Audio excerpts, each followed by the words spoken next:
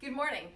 In this week's Torah portion, Ken Kaissar, we have 74 of the 613 commandments, mitzvot, in our Torah, which is quite a significant chunk of them, proportionally speaking.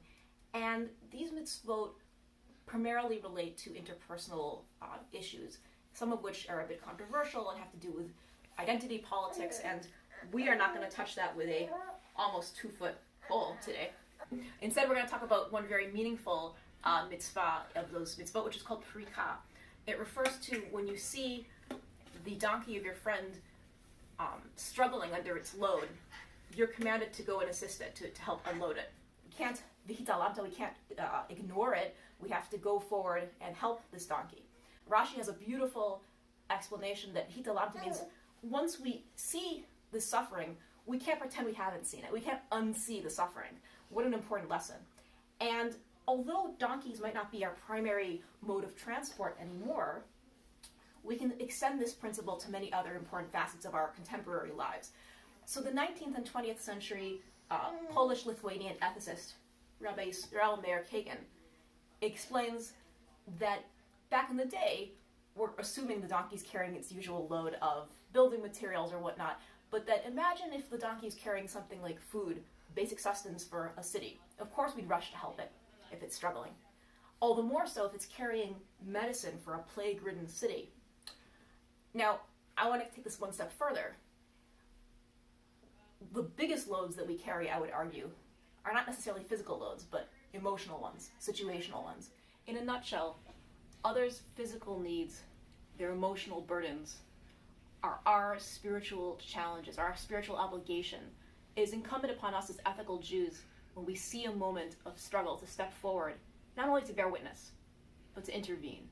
As Rashi reminds us, when you cannot ignore, you can't unsee the suffering, you have to incorporate it into your own life narrative and redeem it. This is what it means to be Jewish, is to step forward. And we find ourselves presently in a moment that is rife with opportunity for us to do this. There's such pervasive cruelty in our world, in a society where people trying to escape natural disasters, government oppression, internal strife, are somehow rejected, are somehow torn apart from their families. We can intervene and overturn that harsh decree. This is the moment we find ourselves in, leading up to this very auspicious time of the high holidays. And so I encourage us all to think about what prika might look like, what this unloading might look like in your life, in our society. How can we take what we see, not just remember it, think about it, but step forward. And so we're going to wake ourselves up with some shofar.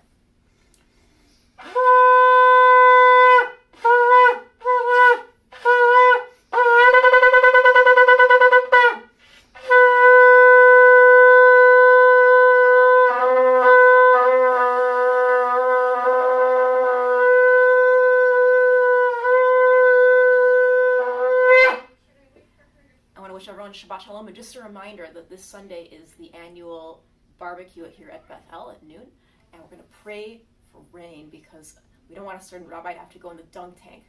This is the prayer. But in all seriousness, we hope everyone has a wonderful, restorative, healing Shabbat after this week where we remember the devastations of 9/11 and all the people who suffered and lost loved ones in our community. We also remember the compassion of the first responders and the loved ones who brought us forward and carry us into this moment. And again, wish everyone a Shabbat of healing, of peace, and of redemption. Shabbat Shalom.